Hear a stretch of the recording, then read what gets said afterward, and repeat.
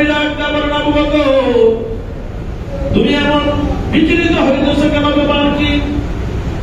হযরত আবু বকর ডাকতে বলেন, নবী গো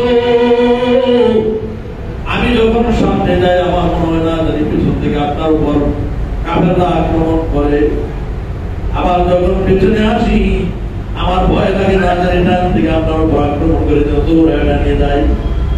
ডানে থাকলে আমার ভয় লাগে না জানি বাম থেকে আপনার উপর আক্রমণ করে, এজন্য আবার দৌড়ে ভাবে যায়।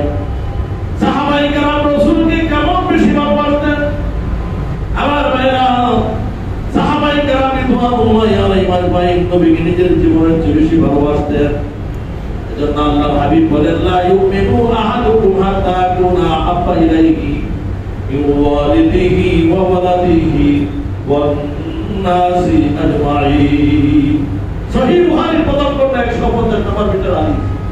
নবীজি বলেন, তোমরা পরিপূর্ণ মুমিন হতে পারবে না যতক্ষণ না তোমরা তোমাদের মা বাবা, নিজের সন্তান সন্ততি এবং নিজের জীবনের চেয়ে আমি বিশ্বকে বেশি ভালো না। হযরত খুবাইব রাদিয়াল্লাহু তাআলা আনহু যখন শরীরে জন্ম হবে তখন মক্কার লোকেরা বলছিল, খুবাইব তুমি যদি রাজি থাকো তোমাকে মুক্তি দিয়ে দেওয়া হবে আর তোমার স্থানে মুহাম্মদকে শরীরে চড়ায় দাও।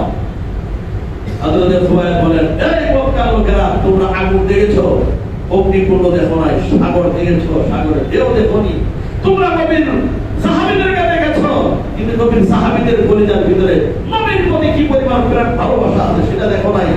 আমরা যে নবীর কত বেশি ভালোবাসি সেটা জানো না। আমি খুবাইব আমি শরীর থেকে মুক্তি পেয়ে যাবো, আমার নবীকে শরীরে চড়াইবা, ইম্পসিবল হতে পারে না।